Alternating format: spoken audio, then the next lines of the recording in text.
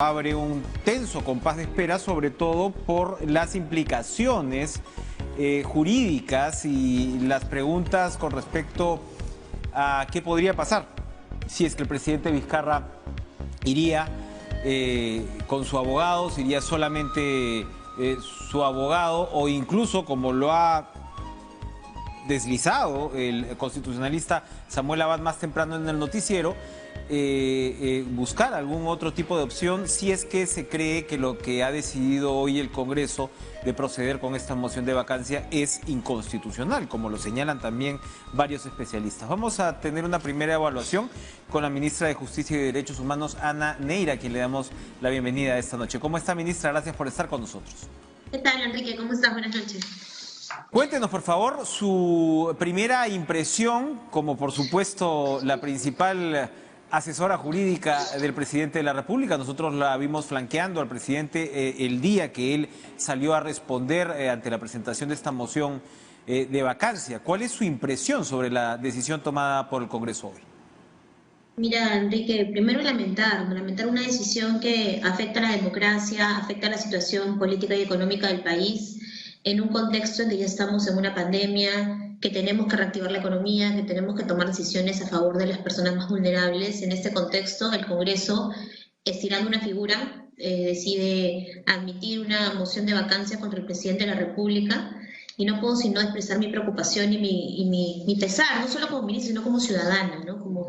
Como alguien que cree en la democracia, que creo que es algo que compartimos felizmente muchas personas, y también un poco contarte nuestra preocupación ya como gobierno, ¿no? Esta vacancia que se presenta ayer, ¿no? Que ayer deciden dar cuenta, creo que hacia las 10 de la noche presentan esta moción. Nosotros, cuando escuchamos en el transcurso de la mañana que habían deslacrado las investigaciones que tenía la Comisión de Fiscalización, pensamos que tenían pues una gran cantidad de información que supuestamente sustentaría este pedido, pero vimos que en realidad el sustento es básicamente la transcripción de los audios, y es preocupante que en realidad con eso pretenda sacar a un presidente en un contexto de un régimen de gobierno que, como tú sabes, es presidencial, y lo que busca es que tengamos presidentes que completen su mandato, congresos que completen su mandato, solo con excepciones muy específicas, ¿no? La disolución del Congreso o la vacancia presidencial son excepcionales en nuestro sistema de gobierno, no pueden ser la regla, y lamentablemente el Congreso no está siendo coherente con ese diseño constitucional, cosa que sin duda hay que lamentar quienes creemos en la democracia y el Estado de Derecho. Ministra, por la contundencia de su respuesta, pareciera que en el gobierno todavía no hay, digamos, una definición con respecto a qué hacer.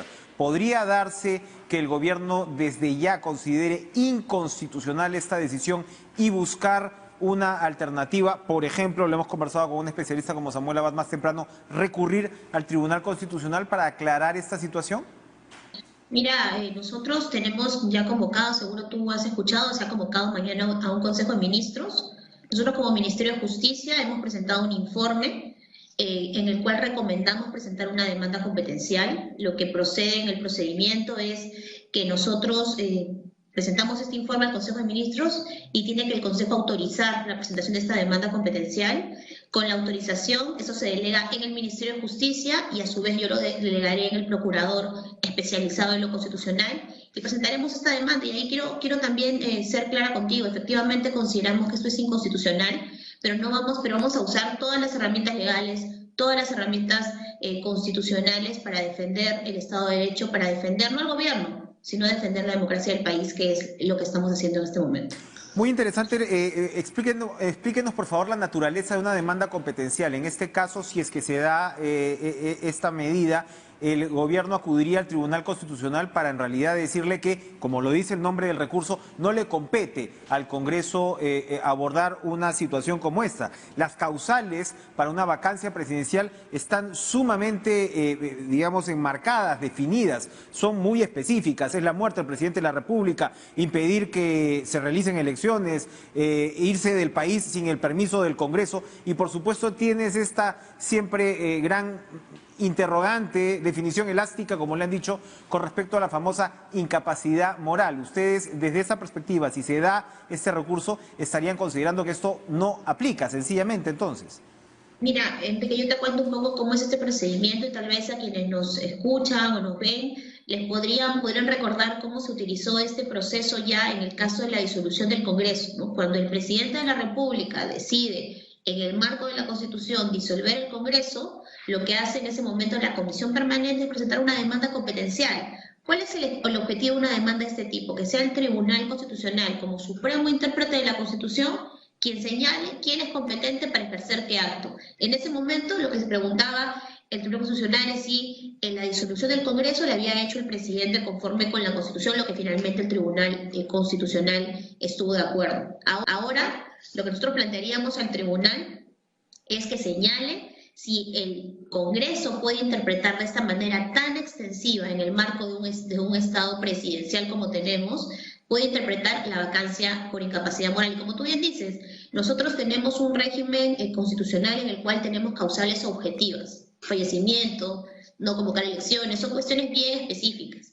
Tenemos una causal que efectivamente es la vacancia por incapacidad moral, que es una causal que en realidad cuando se creó hacia el siglo XIX estaba pensada en vacancia por incapacidad mental. Es cierto que luego ha ido cambiando, en la historia del Perú se ha usado 3 veces en diferentes momentos, y claro, el problema es que a veces, y esto creo que es equivocado, se considera que basta la fuerza de los votos para declarar una vacancia por incapacidad moral. Lo que debe quedar claro es que en nuestro régimen tiene que ser de tal grado, algunas personas que han escrito sobre esto, seguro te han comentado, por ejemplo, Abraham García ha escrito una tesis sobre este tema, ¿no? Y él, que es quien más ha investigado esto, dice, ¿no? Tiene que ser de tal grado de indignidad, de afectación al cargo presidencial para que uno pueda hablar de una vacancia, de una causal de incapacidad moral permanente que pueda llevar a una vacancia. Aquí yo quiero ser clara, nosotros hemos evaluado los hechos y consideramos que no hay ilícitos, pero incluso si alguien creyera que aquí hay cuestiones para investigar, Enrique, lo que debería hacerse es investigarse ante el Ministerio Público, ante el Poder Judicial, no pretender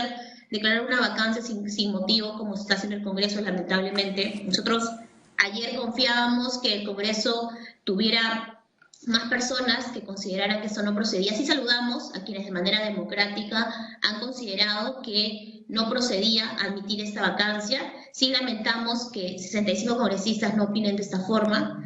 Sí lamentamos también a quienes se abstienen, porque sí creo que en estos momentos lo que necesitamos también es tomar posición, pero entendemos a quienes lo hacen esperando que nosotros como gobierno les expliquemos los hechos, lo estamos haciendo, los ministros estamos yendo a todos los espacios, el presidente también en la mañana dio declaraciones, pero sí nos preocupa esta decisión nuevamente en el contexto de una pandemia, en el contexto de una reactivación económica que requiere decisiones inmediatas. Pensemos en este momento qué implicaría el cambio de un gobierno, y hay que ser claros también, y yo quiero aquí también decirlo.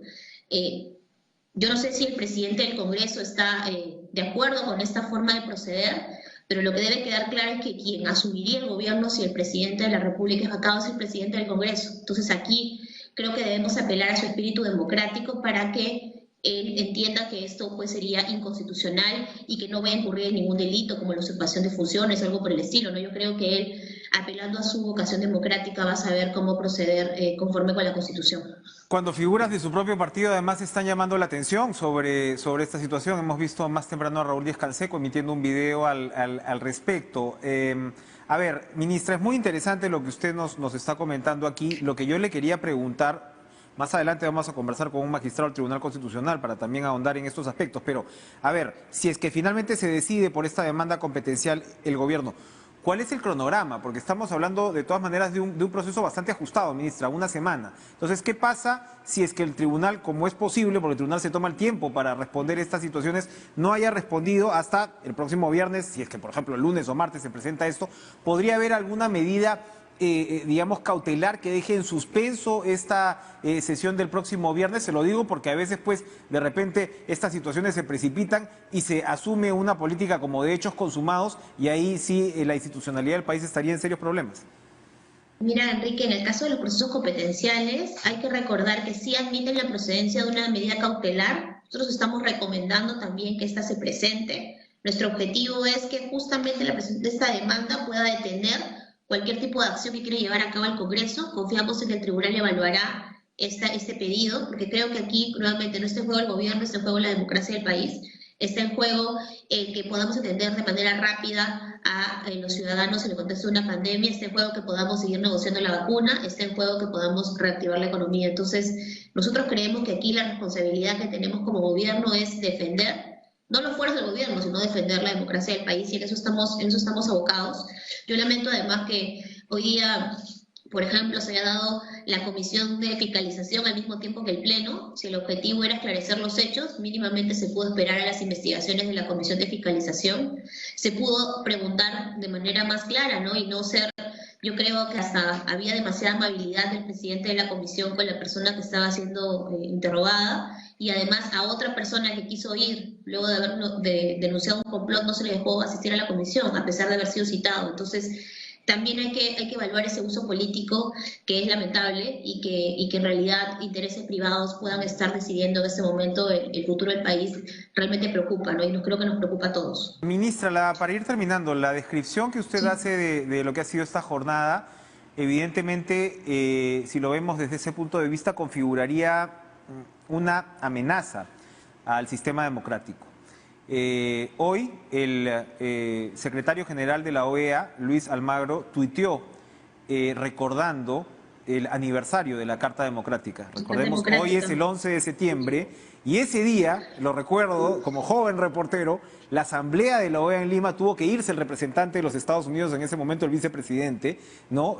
Por los atentados en Nueva York, pero esa fue la fecha en la cual en Lima también se pudo constituir la Carta Democrática, que es un esfuerzo fundamental para que desde una perspectiva de un organismo multilateral se diga, ojo, este país puede estar rompiendo su orden democrático, mucho cuidado con eso.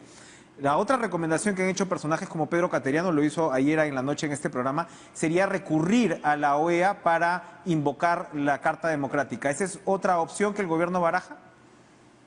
Nosotros evaluamos todas las opciones. Evidentemente hoy recordábamos el aniversario y sin duda el aniversario de la Carta Democrática parece siempre un buen momento para invocarla, ¿no? Y nosotros estamos, por supuesto, llanos también a esta alternativa. Creemos que ese es un momento en que hay que ponerse del lado de la democracia y confiamos en que los organismos internacionales también estarán en esta línea, así que estamos también evaluando esas opciones, tanto en el fuero interno como en el fuero internacional. Ana Neira, ministra de Justicia, gracias por acompañarnos esta noche con estas importantes noticias. Buenas noches. Buenas noches. Vamos a ir a una pausa, pero como le adelantaba la ministra, vamos a seguir con esta discusión que es fundamental. En estos momentos es la discusión jurídica, constitucional, la que va a tomar en buena medida el espacio de discusión en el país en los próximos días, cuando evidentemente debería ser la pandemia. Pero vamos a regresar a conversar con Eloy Espinosa.